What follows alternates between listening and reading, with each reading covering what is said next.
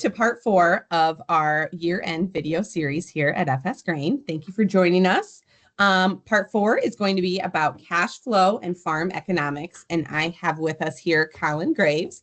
Colin's our controller here at FS Grain, and he controls all the in and out cash flow of FS Grain. And so I wanted to talk to him a little bit about what we've seen going out to the farmer this year and how it compares to previous years. So thanks for joining us, Colin. Thanks, Allie. We've seen some changes from our previous 5 years. I think you took a lot of the cash outflow numbers and compared them to 5-year average, and that's what we're going to talk about here today. Yeah, so it's really an interesting kind of trend that we're seeing as, you know, cash prices for commodities and corn and soybeans, as we handle as our primary commodities in general, those prices have come down. The demand for payments ahead of the January 1st kind of tax cutoff for our farmer customers, we've seen a greater amount of those payments come in this crop year rather than deferring those payments into 2025. So when you look at a 5-year trend and compare this year to that, we're seeing 40% more bushels get paid out when it comes to corn than the 5-year average. So the farmer customer is demanding payment more quickly, and it's 40% more than the previous 5 years. And if we look at the soybean side, it's actually 13% more bushel payments, more payments on bushels than the previous 5 years. So, a couple things go into that. The farmer was less willing to pay for storage, so there were more bushels available for payment that they priced up front. So a couple things go on to that, but when you look at it in general, almost 35% more bushels have been paid out than a typical September through December, kind of middle of December timeframe than the previous 5 years. Yeah.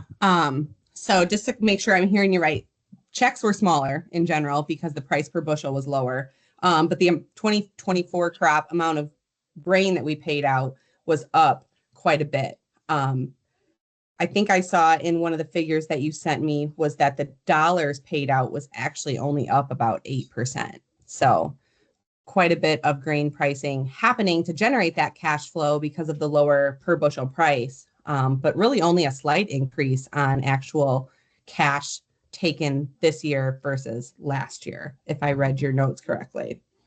That's correct. And actually, when you look at the 5-year average, the price of soybeans was $11.41 versus this year, our average was $10.17. So quite a bit lower. Actually, our total dollar payments for soybeans was actually down 2%. Yeah. Despite the fact that we paid out nearly 14% more bushels. So I know that's not a figure that our farmers love to know about, but unfortunately, that's the reality of our commodity prices right now. Yeah, exactly. And these cash flow numbers also included like unpriced basis contracts that a farmer may have taken an advance on as well. So when we look at what percent priced our farmer is, we kind of poll the audience. We ask all of our grain buyers to take a stab at what percent they estimate their farmers to be sold at. We call farmers about 40% sold on corn, about 50% sold on beans. We'll refresh those numbers the first week of January. That's when we do it.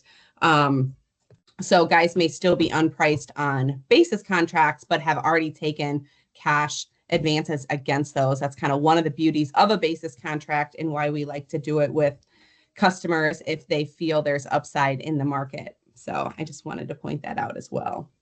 Yeah, give some nice flexibility on the timing of where their cash flow needs are. Yeah. We never like to see the farmer have to make a grain sale for the sole purpose to meet cash flow, because typically those cash flow needs occur at the same time across the board for most farmers. So you do tend to see a flood of grain when guys have rents due March 1st or property taxes due in the summer, you'll see the market flooded with grain, obviously negatively affecting prices. So that type of a basis contract can let a guy move grain and generate cash without being susceptible to the lower futures prices that can occur during those times of the year. Right, exactly. Additional cash flow considerations that I wanted to bring up here. On December 20th, the Congress passed the Economic Loss Assistance Program. So that cash flow could be coming in the coming months. I believe the release they put out said that 90 days from when it was passed, which, like I said, was December 20th, is when they can expect payments. Based on the information that's available today, the final guidelines have not been set yet, but on the info that's available today, it seems like it will be similar to the 2021 Emergency Relief Program. And I did some of that research looking at AgWeb and FarmDoc. So if you're looking for more info on that, you can look there, but some significant payments, it sounds like, could come from that type of a program as well here in the coming months. Yeah, it looks like based on what I've read too, that based on your 2020, 21, and 22 tax returns, they'll base the amount of payments available to each of the producers anywhere from $30 per acre on soybeans and 43, I think, per acre on corn is what the initial estimates are. So, be sure to take advantage of whatever assistance the government is willing to offer. Right. Yeah. Yep. That's kind of the same figures I read as well. So another thing affecting cash flow is interest rates. Colin, I know you monitor interest rates for the sake of FS Grain's business activities. The Fed recently dropped interest rates another 0.25% to close out 2024. That amounts to 3 drops that they did this year, totaling around 1% by my math. I guess tell us, what is your outlook as you plan for FS Grain's business activities with interest rates? Yeah, it's nice to see the Fed cutting those rates. That means a couple different things, right? It should signal that our economy is doing a bit better, and the Fed agrees with that. So I think moving forward, and the Fed has said as much, that we shouldn't expect too much more on the rate cutting side, that they've sort of reached their targets when it comes to the movement of money and how the interest rates can affect the movement of money. They've reached their target inflation, despite a lot of us still hurting at the grocery store and feeling the effects of that inflation. They've reached what they believe is a nice target when they get to that 2 to 3% inflation rate. They typically slow down what they're doing on the interest rates front, whether it be increasing or decreasing. So I think we're sort of in the new normal when it comes to the interest rates that we're going to see on operating loans in the 5.5% to 7%, just depending on what your particular relationship is with your banker and your credit scores. It's interesting to see that, to note that despite the Fed lowering their rates, mortgage rates really haven't come down, and that's really as a result of mortgage rates being based on the bond market more closely than what the federal funds are doing. So as the new administration comes in, there's been some speculation that our deficit could grow, and that's really what the bond market is set on. So the mortgage rates have been pretty stingy here. So if your operating note is based on longer term interest rates, possibly we're not going to see that come down at all. But if your rates are kind of tied to shorter term interest, then you should see some reduction here if you haven't already seen that. Right. Yeah.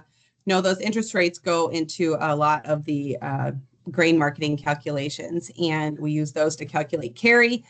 We've got some pretty decent carry in the market today that helps us pay some bills with those grain bins that when you do on-farm storage, we can use it to our advantage when we do HTA contracts and lock futures in versus the December, roll those forward and capture that carry as well. So all things that your FS Grain partners can talk through with you, run the calculations with you, and make the most out of your grain marketing year. So thanks, Colin, for joining us today. We will wrap up here.